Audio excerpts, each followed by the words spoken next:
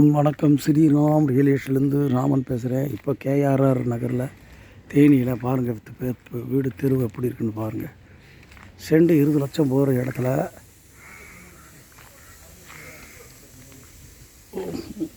அந்த இடத்துல ஒரு நல்ல ப்ராப்பர்ட்டி. இது பூரா விளையாட்டு மைதானம். தேனி சிட்டிக்குள்ளே கேஆர் நகர்.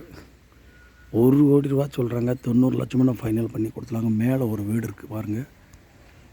மேலே ஒரு பெரிய வீடு, கீழே 2 வீடு, கேட்டு 2 பக்கம் வாடகைக்கு விட்டுக்கிட்டு ஒரு வீட்டில் குடியிருந்துக்கலாம். வடக்கு பார்த்தது, நல்ல சொத்து